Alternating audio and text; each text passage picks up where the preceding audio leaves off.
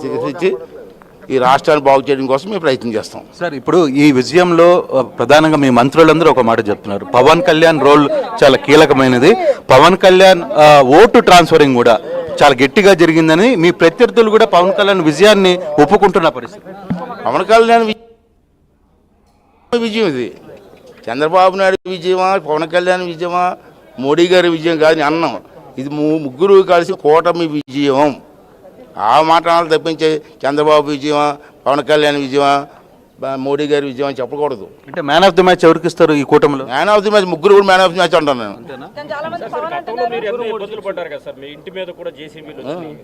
రాష్ట్రం కోసం ఇబ్బంది పడతా ఉండే అవసరమైతే ప్రాణాలు ఇస్తాం. తెలుగుదేశం పార్టీకి నాకు జీవితాన్ని ఇచ్చింది ఆ నందమూరి తారక రామారావు గారు. చిన్నప్పుడు 25 సంవత్సరాల వయసులో నన్ను ఎమ్మెల్యేని చేసి గుర్తింపు ఇచ్చింది ఎన్టీ రామారావు గారు. అటువంటి పార్టీ కోసం ఏమైనా చేస్తాం మేము. ఎందుకంటే 10 మంది పనికొచ్చే పార్టీ, మంచి ఆలోచనతో ముందుకెళ్ళే పార్టీ, ఈ రాష్ట్రానికి భవిష్యత్తు ఇవ్వాల్సిన పార్టీ. అందుకే ముగ్గురం కలిసి రిటర్న్ గిఫ్ట్ ఇవ్వబోతున్నారా? రిటర్న్ గిఫ్ట్ ఇచ్చారు ప్రజలు కాదు, మీరు మీకు జరిగిన విషయాల్లో, మీకు జరిగిన వ్యవహారంలో రిటర్న్ గిఫ్ట్ ఇవ్వబోతున్నారే చెప్పాను. ఈ రాష్ట్రంలో 5 సంవత్సరాలు, నేను 42 సంవత్సరాల రాజకీయాల్లో ఉన్నాను. కొంతమంది అధికారులు చాలా ఓవర్గా ప్రవర్తించారు. దాంట్లో పోలీస్ డిపార్ట్మెంట్ ఒకటే. చంద్రబాబు నాయుడు క్షమించినా మేము మాత్రం క్షమించే ప్రసక్తే లేదు. అటువంటి వాళ్ళని ఏరి మా కార్యకర్తలను ఊసకోతకు వచ్చారు, చంపేశారు. వితౌట్ ఎనీ రీజన్ స్టేషన్లో పెట్టి కొట్టారు. అటువంటి అధికారులు ఇష్టంతా మా దగ్గర ఉంది. ఇప్పుడు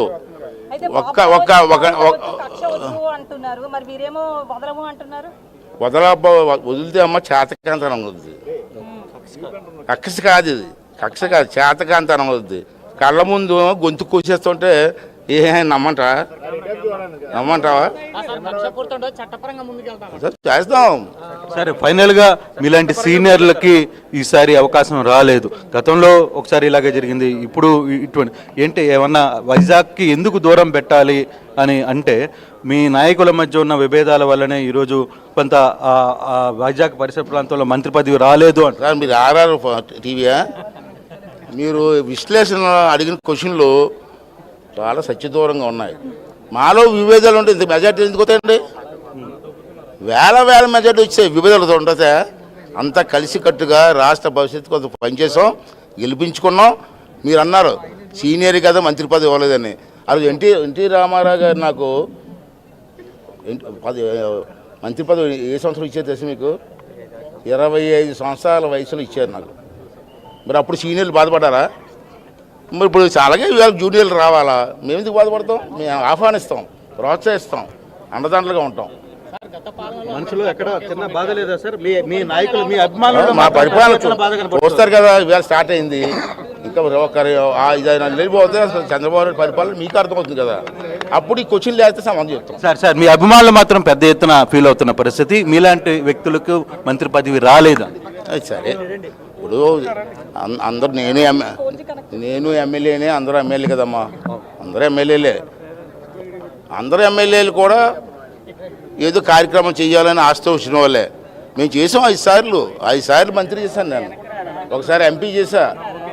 మేము మిగతా వాళ్ళు కూడా అవకాశాలు ఇవ్వాలి కదా.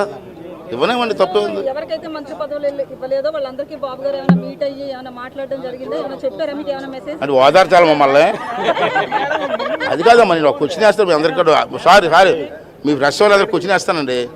మాకు ఎమ్మెల్యే టికెట్ రావడమే గొప్ప, మళ్ళీ ఓదార్పు ఒకటి మళ్ళీ మాకు గొప్పది. కానీ ఇప్పుడు మీరు పోయి శుభాకాంక్షలు చెప్పారు, ప్రత్యేకంగా మీతో కూడా కరచాలం చేసి మీతో మాట్లాడిన పరిస్థితి ఇప్పుడు పైన జరిగింది. అక్కడ ఏమన్నా మీకు ఏమన్నా హామీ లాంటివి ఏమన్నా ఇచ్చారు? హామీలు ఏం లేదు. నేను మాత్రం సూచన చేశా, అదే ల్యాండ్ టైటిలింగ్ యాక్ట్ ఎలాగ రద్దు చేస్తున్నారు, పాస్ పుస్తకాల మీద సైకోగ్రఫీ ఫోటోలు ఉన్నాయి, అవి కూడా తీసేమని చెప్పాను.